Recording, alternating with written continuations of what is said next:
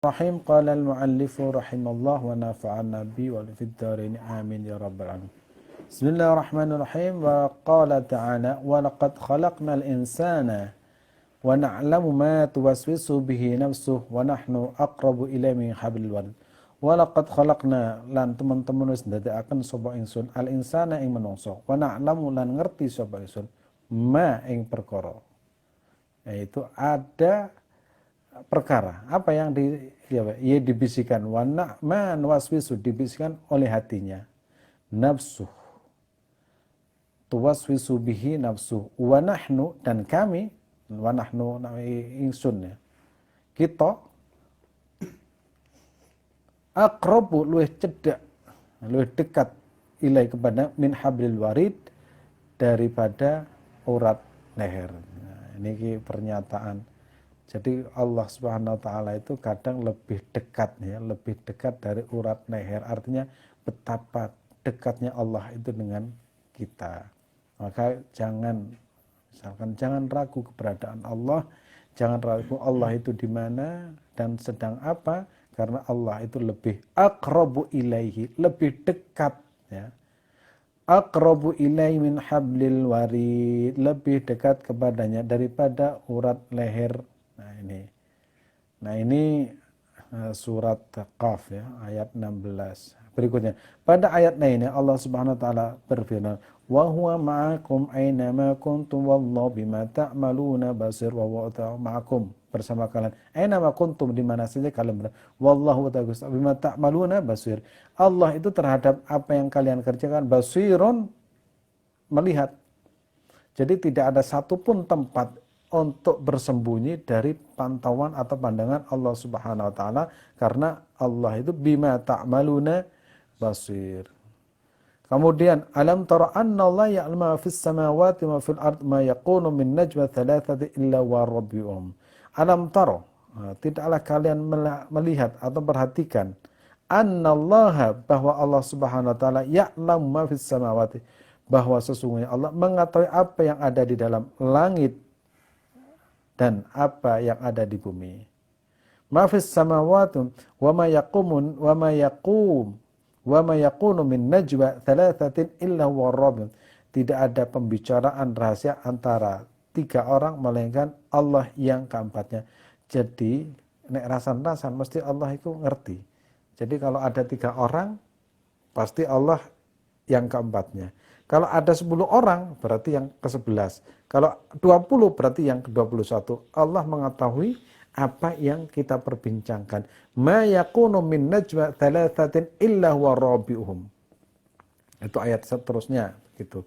Jadi tidak satu pun apa yang kita ucapkan, apa yang kita kerjakan, apa yang kita pikirkan, apa yang kita rasakan kecuali Allah basirun. Allah itu mengetahui. Allah alimun. Allah itu mengetahui. Buah dari berpikir ini adalah melahirkan perasaan malu dilihat oleh Allah Subhanahu wa taala. Jadi yang ayat ini menerangkan dan menjelaskan bahwa tidak ada tempat satupun untuk tidak satupun tempat untuk bersembunyi dari pantauan Allah Subhanahu wa taala, karena Allah Subhanahu wa taala rabi'uhum. Allah Subhanahu wa taala basirun. Allah Subhanahu wa taala aqrabu ilaihi. Ini menunjukkan bahwa Allah Subhanahu wa taala itu pengetahuannya tidak terbatas. Innallaha ala kulli syai'in qadir. Kadzalika yubayyinullahu lakumul ayati la'allakum tatafakkarun.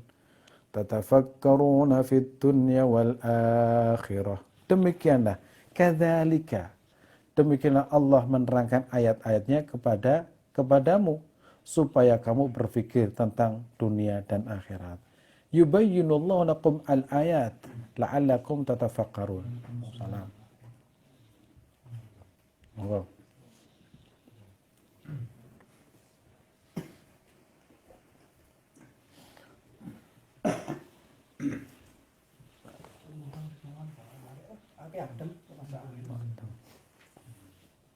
Monggo. Mahbub. Sudah mulai kuliah? Oh, ini sudah resmi masih S2 ya? Terus selanjutnya. Kadzalika yubayyinullahu lakum ayati la'allakum tatafakkuruna fid dunya wal akhirah. Bal tu'thiruna al-hayatid dunya wal akhirah khairum wa abqa. Bal tu'thiruna. Tetapi kalian orang-orang kafir milih kehidupan duniawi. Padahal kehidupan akhirat itu lebih baik dan lebih kekal. Jadi memang kehidupan dunia itu kadang lebih mengaksikan daripada kehidupan akhirat.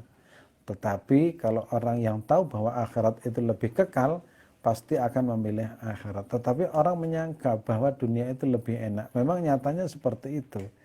Untuk itulah Rasulullah Sallallahu Alaihi Wasallam itu, ya Rasulullah Sallallahu Alaihi Wasallam itu tatkala Rasulullah Sallallahu Alaihi Wasallam itu ada beberapa istrinya itu minta agar supaya belanjanya itu dilebihkan, itu akhirnya salah satu istrinya namanya Hafsah itu, terus satunya lagi istrinya namanya Aisyah radhiyallahu an, itu kan sedikit protes kepada Rasulullah sallallahu alaihi wasallam. Setelah protes, kira-kira milih urusan dunia atau akhirat, akhirnya memilih akhirat, dan ketika memilih akhirat itu khairu wa abqa, akhirat itu kekal.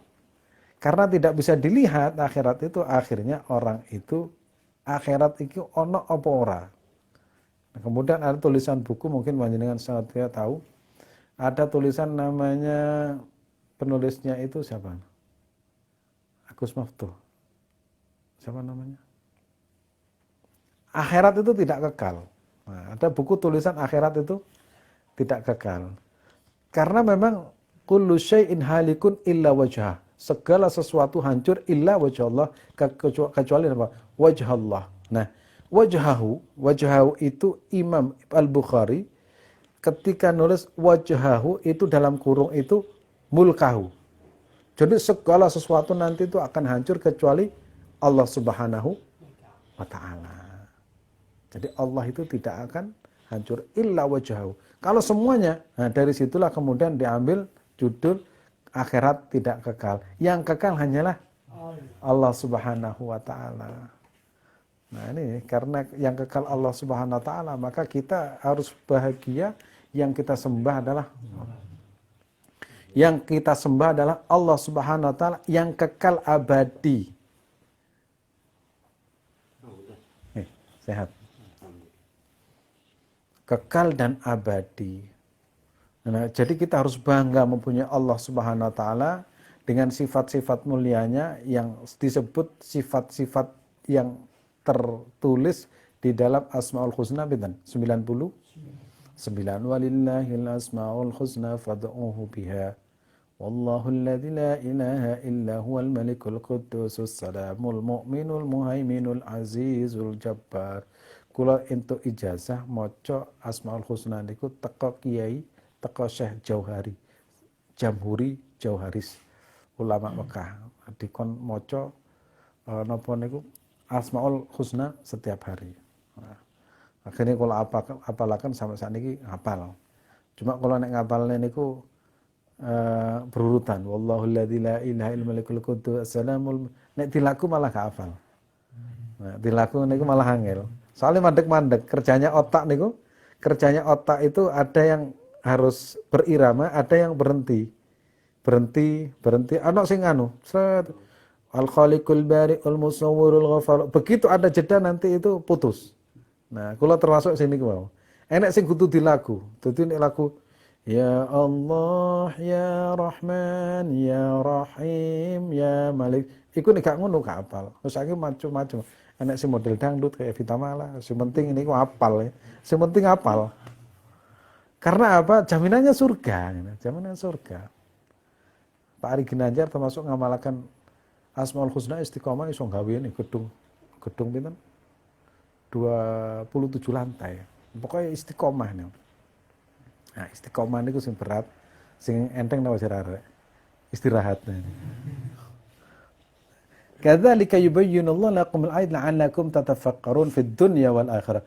Bal tu'thiruna al-hayatid dunya wal akhiratu khairu wa abqa. Kita memilih kehidupan dunia bukan untuk selamanya, tetapi dunia itu adalah apa? Mazra'atul akhirah, dan khair dan abqa, dan akhirah itu khairun lebih baik, wa abqa dan lebih kekal. Makanya di sini menggunakan abqa. Nah, abqa itu lebih. Berarti yang lain itu tidak kekal, yang ini lebih kekal. Wa ma hadhil hayatud dunya wa mal hadhil hayatud dunya illa lahu. Dan tiadalah kehidupan dunia ini, hadhihi dunya, illa kecuali lahwun wa la'ibun, melainkan sendagura. Jadi dunia itu kayak bal-balan nih loh. Begitu nendang gol, sewenang kan mari ngentek men. Nah, jadi dunia itu seperti itu. Jadi jangan sampai terlena dengan dunia karena apa? Senengnya ini ku sedih. Jenengan sewenang mari ngono wis entek senenge. Ya karena itu sendagura, jenis sendagura itu enggak selamanya. Makanya uang itu kadang khawatir akan sampai berbulan-bulan, bertahun-tahun karena apa? Karena yang diharapkan itu akhirat, tapi tidak meninggalkan dunia. Karena apa? Karena kita hidup di dunia. Sehingga cermin akhirat kita itu hidupan di kehidupan dunia ini. Nek dunia ini enak, insya Allah nek akhiratnya nggih enak. Artinya enak itu wis iman ya, menyembah Allah, cinta kepada Allah, cinta kepada Rasulullah, berbuat baik kepada orang tua, kepada keluarga, tetangga dan sebagainya, maka itu jalan menuju surga Allah Subhanahu wa taala. Karena dunia itu lahwun wa inna daral akhirat, dan sesungguhnya dunia akhirat ya. Akhirat, ad-darul akhirat apa? Layal hayawanu law kanu la yamun. Dan akhirat adalah sebenarnya kehidupan. Dan kalau mereka tahu pasti dia akan mementingkan dunia tapi mementingkan akhirat. Nah, itu laukanu ya Allah. Tapi di sini menggunakan lau. Lau seandainya kalian ngerti. Nah, orang yang ngerti itu ternyata tidak banyak. Nah, jenenge wong ngerti itu ternyata enggak akeh.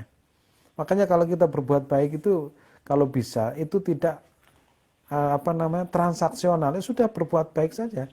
Karena apa? Kebaikan itu akan kembali kepada diri kita sendiri. Ada orang mententang berbuat baik kepada banyak orang, memberikan beasiswa ini dan itu, ratusan dikai beasiswa gratis.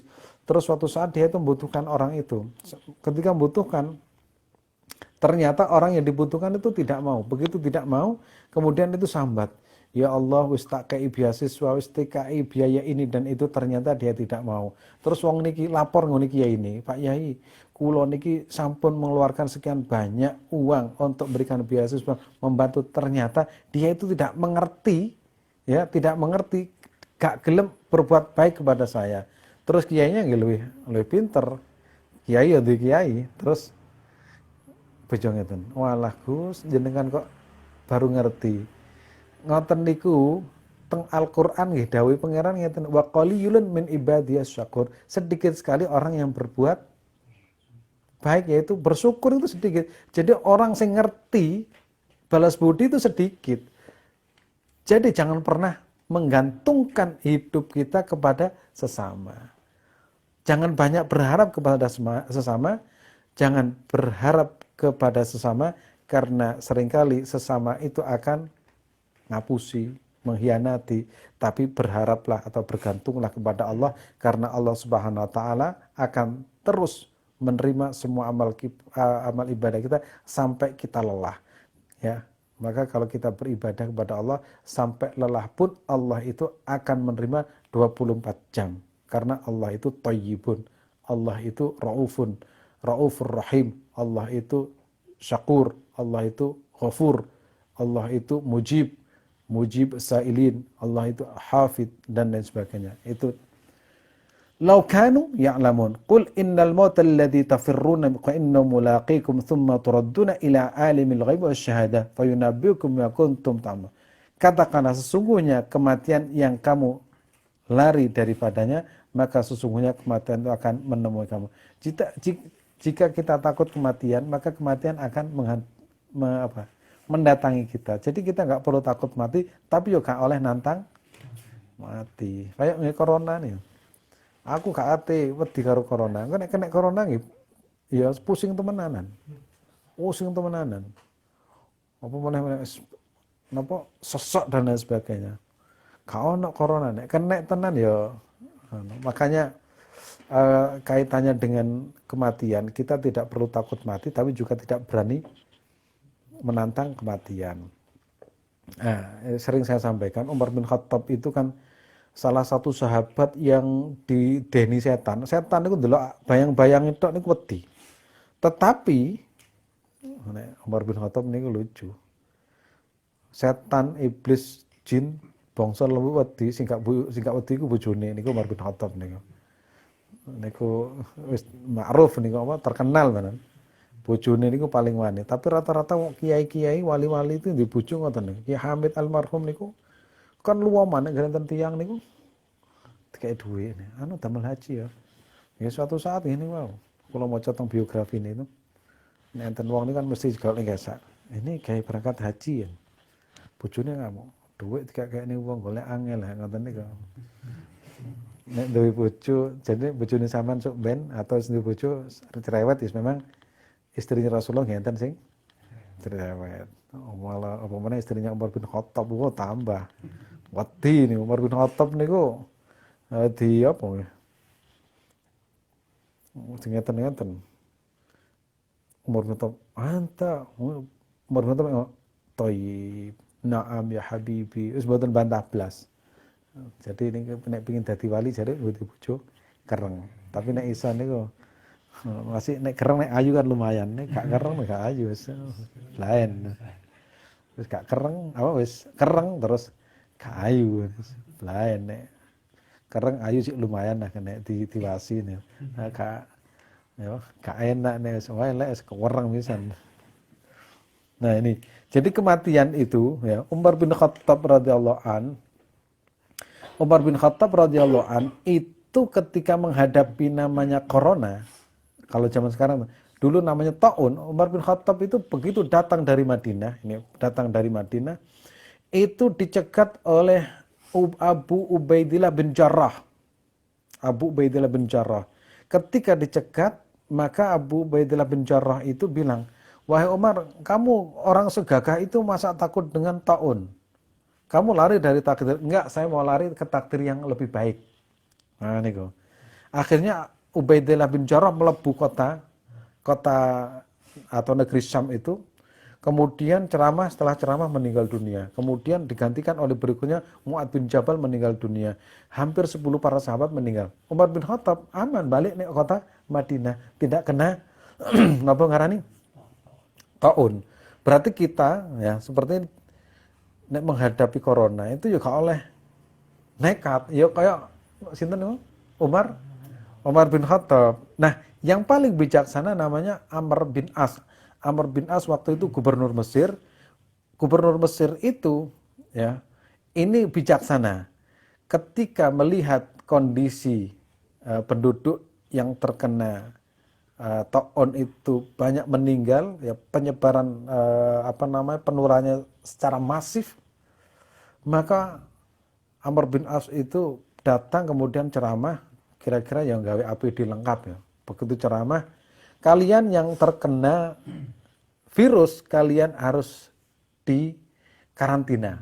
Yang sehat tidak boleh berkumpul. Akhirnya kebijakan itu cuma dilok-lok nih. Sinten niku sahabat Amr bin As setelah dicaci maki, wis pokoknya entek ngamek, tapi berhasil tidak dikumpulkan orang yang sakit dengan yang sehat. Akhirnya yang sakit itu di pinggiran kota Sam. Akhirnya waras. Ya cara sakniki nggih karantina lah. Jadi kebijakan yang diambil oleh negara manapun itu kebijakan yang diambil oleh gubernur Mesir namanya Amr bin As. Nekat nggih mati temenanan. Kayak sinten? Abu Ubaidillah bin Jarrah dan juga sinten? Termasuk Sayyidina Mu'ad bin Jabal. Nah, Umar bin Khattab mulai aman. Nah, ini aman berarti stay home. Diam di rumah, kerja di rumah, ini boleh aman. Nah, tapi kita melihat bahwa COVID ini itu tidak seperti tahun. Kalau tahun itu, ya, loro itu langsung mati. Karena dalam beberapa riwayat itu dari penduduk yang jumlahnya itu 25.000 itu garek 3.000. Jadi 25.000 itu garek 3.000. Nah, itu betapa masifnya. Nah, Indonesia kan dari kan 270 juta, ini perang ulan, niku dalam waktu yang tidak jauh. Kalau di Indonesia kan Sing mati kan sing tuwek-tuwek. Nah, walaupun kematian itu tidak melihat ini tua atau muda. Makanya qul innal mautal ladzi tafirrun fa inna mulaqikum. Ya kita akan lari, kematian itu akan mendatangi kita. Tsumma turadduna ila alimil ghaibi wasyahadati fayunabbiukum ma kuntum ta'lamun. Nah ini. Ya ayyuhalladzina amanu la tulhikum amwalukum wala auladukum an dzikrillah wa may yaf'al dzalika fa ulaika bil khasirun. Suatu saat Rasulullah itu ceramah di masjid, di mimbar, begitu naik cucunya nih Hasan dan Husain, ya Hasan dan Husain moro-moro melaku kayak ada ciliknya jatuh, ya begitu jatuh kemudian Hasan dan Husain jatuh kemudian digendong oleh Rasulullah SAW, kemudian Rasulullah SAW mengatakan ya ayyuhalladzina amanu la tulhikum amwalukum wa auladukum an dzikrillah. Kadang itu anak dan pasangan, anak dan bojo itu menjadikan orang lupa kepada Allah Subhanahu wa taala. Wong nek seneng karo anak, nek seneng bojo kadang lali kabeh. Makanya kita jangan sampai ya ayyuhalladzina la tulhikum amwalukum wala auladukum an dzikrillah wa may yaf'al dzalika fa ulaika humul khasirun. Hai orang-orang yang beriman, janganlah hartamu dan anak-anakmu melalaikan kamu dari mengingat Allah Subhanahu wa taala. Barang siapa yang berbuat demikian, maka mereka itulah orang-orang yang rugi. Ini khusus orang beriman. Kalau orang tidak beriman, ya terserah. Yang jelas kita orang beriman diingatkan, jangan sampai lalai, jangan sampai menurut Yatolha, jangan sampai usia kita itu dihabiskan untuk kesenangan pribadi dan kesenangan keluarga sehingga kita lupa berjuang di jalan Allah Subhanahu wa taala. Nah, memahami berjuang tidak harus perang. Maka kita banyak pekerjaan, gawe masjid, gawe pondok, lembaga pendidikan, tahfidzul Quran, itu bagian dari berjuang. Jangan sampai kita ini entek umure gawe foya-foya.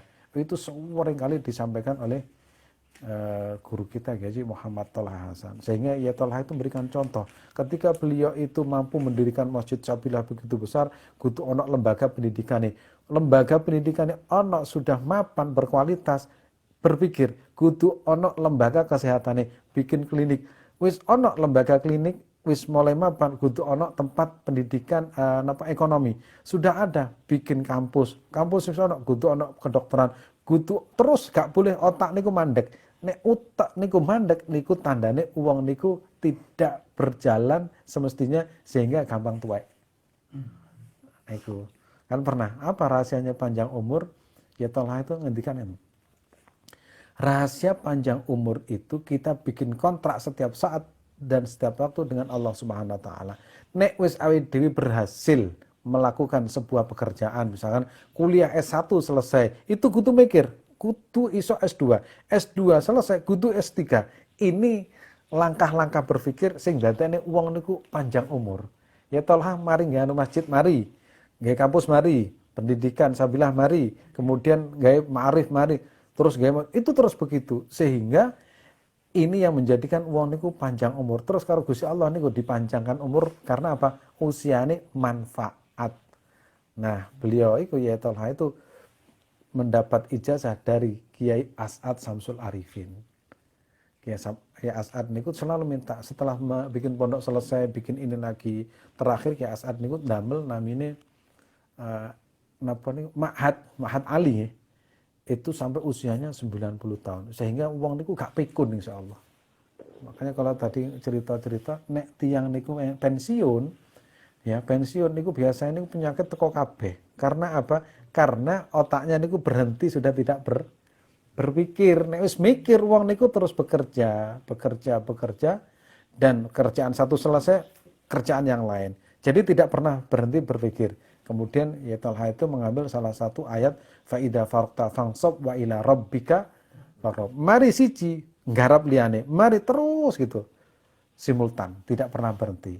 Nah, jangan sampai kita itu habis untuk urusan pribadi dan keluarga. Entek waktune ya ayyuhalladzina amanu la tulhikum amwalukum wala auladukum an dzikrillah wa may yaf'al dzalika fa ulaika humul khasirun.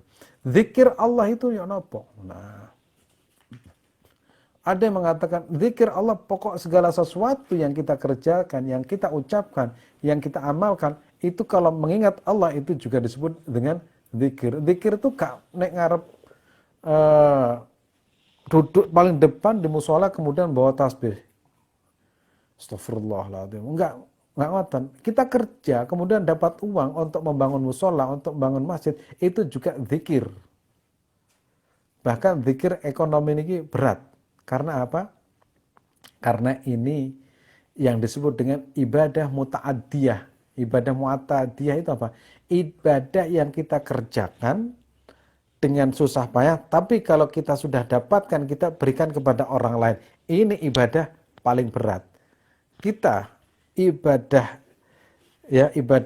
muta'addiyah ini kita metenteng megawe tapi sing ngrasakne wong liya. Nah, niki contohnya misalkan menyantuni anak yatim, membuat masjid, madrasah, dan lain sebagainya. Ini ibadah muta'addiyah. Makanya dalam Islam itu ada zakat, ya, ada sholat. Kalau sholat itu hubungannya dengan Allah, kalau zakat itu hubungannya dengan manusia. Nah, di sini ini Allah Subhanahu wa taala ingin menegaskan bahwa wong ikut zikir tok mari Allah itu gak cukup, tapi zikir ekonomi dengan sesama. Makanya ayatnya apa nih? Wa aqimus shalah wa atuz zakat. Jadi ibadah itu ada dua, ibadah muta'addiyah dan ibadah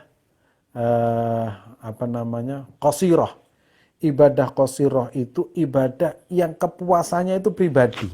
Saya umroh, saya haji, yang nikmat itu saya. Tapi kalau kita menyantuni anak yatim, sing enak sinten? Sing disantuni, sing soro. Awe dewe. Makanya janjine Allah Subhanahu wa taala, wong sing nyantuni anak yatim napa? Ana wa qafilati fil jannati hakada. Saya berserta orang yang mencantuni anak yatim hakada di surga bersama-sama. Nek haji dan umrah jazauhu al jannah, balasannya surga. Tapi nek nyantuni anak yatim balasannya apa? Surga bersama Nabi. Kan enak. Wong mangan dhewean gak enak, tapi begitu mangan karo calon bojone. Nah, kira-kira ngoten nah. Jadi mangan nek dhewean niku gak enak, tapi begitu mangan dikonconi wong paling disenengi, itu luar biasa. Dan semua orang mencintai Nabi, semua orang bersolawat, semua orang ingin bertemu Nabi, ingin menatap wajah Nabi Muhammad SAW. Begitu nek swarga dikancani kalau Kanjeng Nabi, iki lho panggonmu ya, wis tak terni iki kamare, iki kuncine. Lho sing koncone Kanjeng Nabi kan seneng. Nek sitoke mlebu swarga tok, sapa koncone? Dhewean kan gak enak. Nah, iku dikonconi Kanjeng Nabi sampai ana waqafil jati fil jannati hakadha. Itu betapa besarnya pahala namanya ibadah ibadah muta'addiyah. Muta'addiyah cara Jawa niku mbrentek. Deke sing nglakoni tapi wong liya sing ngrasakne. Nek qasirah deke sing nglakoni sing ngrasakne ya dek kaya poso. Alhamdulillah nikmatnya puasa, alhamdulillah nikmatnya umroh. Tapi begitu ibadah ekonomi, ini juga bagian dari zikir marang Allah Subhanahu wa taala. Enggak usah akeh, misalkan saulan 1000, itu juga bagian zikir ekonomi. An zikrillah wa may yaf'al dzalika fa ulaika wa la yu'akhirallahu nafsan idza jaa ajaluha. Dan Allah sekali-kali tidak akan menangguhkan kematian seseorang apabila telah datang waktu kematiannya. Ini sing digawe dalil wong-wong sing wani metu nek ndi supaya mati ya mati, tapi sing mati ya soro temenanan. Kula omong-omongan kalih rencang-rencang dokter niku, ya Allah, saya ini sebagai dokter, saya ini perawat, setiap hari pulang terlambat, kadang saya ini harus ke sana kemari, ngecek ini dan itu. Ternyata sing di lapangan itu gembosi. Kita jangan sampai takut kepada corona. Wah, mati lah mati. Ya nggak boleh seperti itu. Kita melihat yang kerja di lapangan. Nah, minimal kita ini kalau tidak cocok nggak usah ngomong gitu. Karena apa? Kasihan. Duwe anak, duwe bojo. Kadang jam sak menten ini baru pulang. Karena apa? Karena harus tugas ke sana keliling. Nyemproti ke masjid-masjid, sekolah-sekolah. Belum ada yang mati harus memakamkan. Begitu memakamkan itu kadang niku ya wedi barang, tempatnya sepi. Wah, itu yang dikerjakan. Makanya iki sing dalil niwae mati ya mati. Ya, tapi ya nyusah, jangan nyusahni wong luwih akeh ngono lah. Jadi Kalau yang seperti ini kita mengikuti madhab Umar bin Khattab. Nek omah itu luwih aman. Nah, kalaupun luar itu harus memakai protokol kesehatan. Ojo polane apal kun wala yu'akhirallahu nafsan idza ja'a ajaluha. Wis nek wae mati, nek wae sehat ya sehat. Nah, iku jenenge wong anu niku wong karepe dhewe ya. Oke, kerja menteng nambani dae. Jangan takut, kita ini nek wae mati ya mati. Wah, susah nek ngadep wong ini iki. Nah, tafakkaru fi ayatillah wa la tafakkaru fillahi fa innakum la taqduruhu haqqa qadri. Ini salah satu pendapatnya Sayyidina Abu Bakar. Itu awake dhewe itu gak oleh mikir tentang Allah tapi mikir tentang makhluk Allah. Kalau kita ingin tahu Allah, nggak perlu kita itu Allah di mana, Allah seperti apa, bagaimana Allah sekarang, tapi lihatlah makhluknya Allah. Adanya langit berarti adanya pencipta langit. Wong langit sak mulu gede ini berarti Allah itu lebih akbar, lebih bagus, lebih besar. Makanya Allahu Akbar. Nah, di sini jok besarnya itu tidak menggunakan ukuran mediumnya seperti apa, yaitu menunjukkan betapa agungnya Allah Subhanahu wa taala yang disebut dengan innallaha ala kulli syai'in qadir. Kudrahnya Allah Subhanahu wa taala. Makanya madhab Ahlussunnah wal Jamaah itu kalau kita melihat surat Al-Ikhlas itu ayat yang pertama qul huwallahu ahad, Allahus samad, lam yalid walam yulad walam yakul lahu kufuwan ahad. Nah, walam yakul lahu kufuwan ahad, Allah menegaskan kepada siapapun, kepada hambanya, walam yakun, dan sungguh tidak pernah ada, lahu, kedua Allah, kufuwan ahad, menyerupai dengan siapapun. Berarti tidak boleh menggambarkan Allah itu berbentuk, tidak boleh menggambarkan Allah itu bertempat, tidak boleh menggambarkan Allah itu seperti, Allah itu sedang dan lain sebagainya. Karena apa? Walam yakul lahu kufuwan. Bahkan ayat lain apa? Laisa kamitslihi syai'un. Jadi nek enek takon Gusti Allah iku lha apa? Itu gak oleh. Tapi tafakkaru fi ayatillah, berfikirlah tentang tanda-tanda kebesaran Allah. Wala tafakkaru fillah, jangan pernah berpikir tentang Allah. Fa innakum la taqduruhu haqqa qadri. Karena kalian tidak akan mampu mengetahui kedudukan yang sebenarnya. Ini menandakan kita ini sangat lemah, kita ini orang yang tidak berdaya. Kita ini tandanya makhluk, namanya makhluk itu pasti terbatas. Sementara Allah itu tidak akan terbatas karena ala kulli syai'in qadir. Terakhir, 5 jenjang untuk menggapai ketakwaan yang sempurna.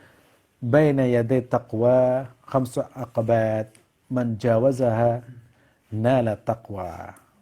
4 ya, 5. Baina yaday at-taqwa khamsu aqabat. Di hadapan takwa ada 5 jenjang, ada 5 tangga. Siapa yang berhasil melintasi seluruhnya maka dia memperolehnya. Man jawazaha nala at-taqwa. Awwaluha, pertama ya. Pertama apa? Ikhtiarus syiddah 'ala ni'mah. Wah, ini berat ini. Memperoleh ketakwaan yang sempurna yaitu memilih kesukaan atas kenikmatan. Kesukaran. Jadi urip nek donya niku soro. Biasanya nek sing soro-soro kan gak pati gelem. Wiritan, sholat bengi, terus belajar, mikir tentang ilmu rotok soro. Tapi nek kafe, minum kopi, wah ini kok enak. Kedua, memilih kesungguhan atas kebebasan. Kebebasan. Wa tsaniya ikhtiyarul mujhad 'ala rahah. Istirahat itu santai niku lebih enteng timbangane sungguh-sungguh. Makanya orang yang bisa belajar sungguh-sungguh itu akan mendapatkan hasilnya. Ilmu itu tidak akan diperoleh dengan birahatil jasad. Santai-santai benar. Wa tsalitsa ikhtiyaru adh-dhur 'alal 'izz. Ya, ketiga, memilih kelemahan atas keperkasaan. Keempat, wa rabiuha ikhtiyaru as-suqut 'alal fudul. Fudul niku ngomong sing apa ngarane? Ngomong-ngomong lebay ini. Ketika memilih kelemahan, keempat memilih diam atas bicara yang tidak berguna. Itu wong sing ngomong enggak ana gunane jenenge fudul. Itu nek khotul apa ini fudul tok ini. Nah, itu kalam fudul jenenge ngomong enggak ana gunane. Cara ngene Mesir itu kalam fadhi. Kalam fadhi, kalam farik. Ngomong tok. Nek cara Jawane apa? Omdo. Omong doang. Terus kalau gunanya itu namanya fudul. Wa khamisuha ikhtiyaru al-maut 'alal hayat. Yang kelima memilih mati daripada hidup. Tapi ini mati ini ku oleh nih. Milih mati oleh tapi gak oleh mati krono putus asa. Timbangan urip nek dunya mati enak enggak boleh. Sampai Mbah Nawawi Al-Bantani itu pernah mengatakan, uang iku nek perang gak oleh tujuannya mati. Ya, berjuang itu tidak boleh tujuannya mati. Beliau itu menggunakan logika berpikir sederhana. Kalau semua orang itu berjuang tujuannya mati, misalkan perang Badar jumlah umat Islam itu 313. Kemudian orang kafir jumlahnya 1000. Nek 313 ku tujuannya pingin mati syahid kabeh, wis otomatis perangnya gak tenanan. Tetapi yang 313 ini mempersiapkan diri, mempersiapkan senjata, fisiknya dikuati, terus strateginya juga punya kesungguhan, sehingga tujuannya menang. Perang itu tujuannya menang. Umpama mari ngono mati dalam peperangan itu namanya mati syahid. Tidak boleh tujuannya itu mati. Nek tujuannya mati, buyar Islam nih. Napa berjuang? Yang penting kita itu mati syahid loh. Nek kabeh mikire kaya ngono kabeh, wong kafir menang. Ini biasanya dilakukan di apa? Golongan sing niku lho sing senengane mati syahid niku. Sing sedikit takbir lho. Tujuannya mati memang. Akhirnya gak menang-menang. Sementara orang kafir tujuannya menang. Nek iso gak mati, makanya gawe drone. Gawe drone terus kono meteng nggawa AK-47, mari ngono musuhe nggawa drone. Jadi satu kompi ku langsung entek karena tujuannya wis mati. Nah, wong kafir wedi mati, akhirnya golek cara ya apa? Perang tapi gak berhadap-hadapan, gawe drone. Kuwabe ngelompok ana 1000 wong garek dibom ora drone. Wonge sing ngebom teko Israel. Karena apa? Tujuannya mati. Makanya nggak boleh kita perang tujuannya mati. Tujuannya adalah menang. Nah, kalau tujuannya menang, itu kalau kita mati dalam keadaan sehat. Nah, wong sing iso mikir ngoten niku ternyata Mbah Nawawi Al-Bantani. Sehingga wong Arab tuh kaget. Ternyata pikirannya wong Jawa itu lebih maju timbang wong Arab cara berpikir seperti ini. Makanya kita masih mengenal orang Arab itu di Palestina mut iskariman atau mut syahidan. Tapi kenapa ke perang? Tujuan kita itu syahid. No, coba. Nek sak negara tujuannya syahid kabeh dientekne wis mati kabeh menang negarane mari ngono. Dikuasai. Ngeten iki nek gak ngaji gak ngerti ini. Jadi gak boleh misalnya. Ikhtiyarul maut al hayat itu memilih mati daripada hidup itu konteksnya bukan konteks perang, tapi konteksnya yaitu kalau memang hidup ini membawa kesengsaraan, membawa dampak yang positif negatif, maka kematian itu lebih mulia. Ada satu doa agar supaya kita itu meninggal di kota Madinah. Tapi ya tetap Gusti Allah itu Maha Kuwasa. Teng Jodipan niku enten tiyang haji niku pengin pinten, ping 24 napa 21.